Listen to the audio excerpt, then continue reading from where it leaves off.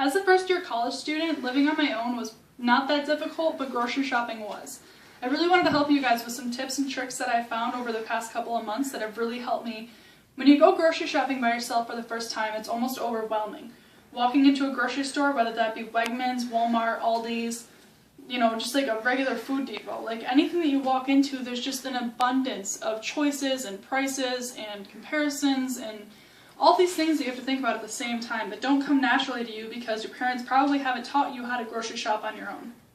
One of the main things that I found that's really helpful is physically writing things down and comparing products. The first thing I do when I come home from grocery shopping is sort all of my groceries to make sure everything's put away in the right place. As soon as that's done, I take my grocery list and I write down every single item that I bought. I put it into categories of frozen, refrigerated, trail mix, and dry foods. You can have your own organization if you want, just by different topics, different places where you put things. But for me, that's just the easiest way. I write down the product, so say corn, the big bag, which is 40 ounces, and I write down the price of $2.39. The reason I write down the weight of it is in case I was to buy a family-sized bag of raviolis or something, and it's way too much for me to handle, it spoils, it just wasn't a good buy.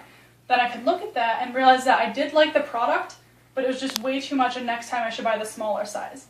The reason I put the price is just so I can remember the total was $75, so that's what I should plan to spend if I was to buy this exact grocery list again. I'm not going to buy the exact grocery list again because throughout my eating and throughout the entire process of devouring all this delicious food, I've sorted all of my food into do's and don'ts. Sometimes I buy things that I haven't bought before, such as baby carrots and hummus. I just really didn't like them at all. They gave me a stomach ache, they were too expensive, whatever the reason is, they're in my don'ts pile. So next time I know not to buy them, not to waste the money, and not to just So in my do's, I have things such as like tofurkey sausage. That's the most amazing vegetarian food you can buy.